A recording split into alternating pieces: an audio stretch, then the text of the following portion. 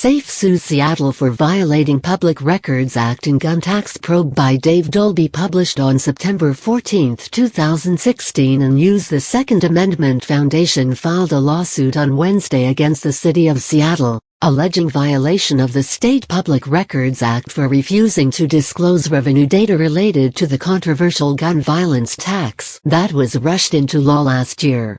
Second Amendment Fountain.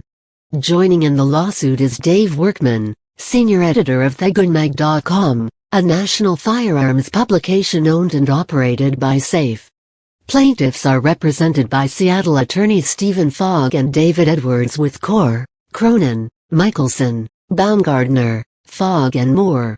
Fogg and Edwards also represent SAFE, the National Rifle Association and National Shooting Sports Foundation in their challenge of the Seattle gun tax on the grounds that it violates the state's 33-year-old preemption statute.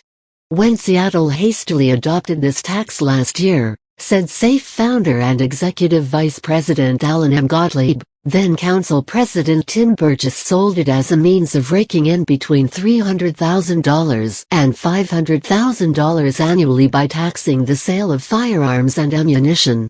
But now the city is refusing to turn over revenue information on the flimsy grounds that it may violate the privacy of retail gun dealers in the city.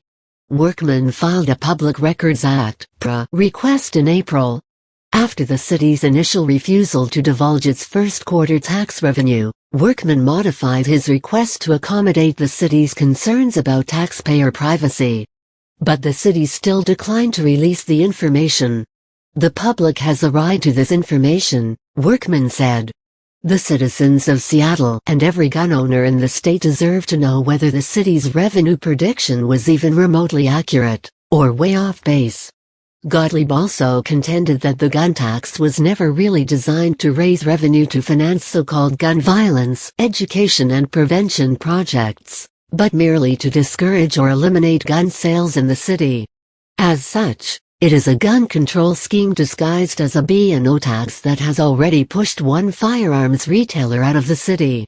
The city simply cannot be allowed to adopt a tax on the exercise of a constitutional right and then stonewall the public and the press about that, Gottlieb said.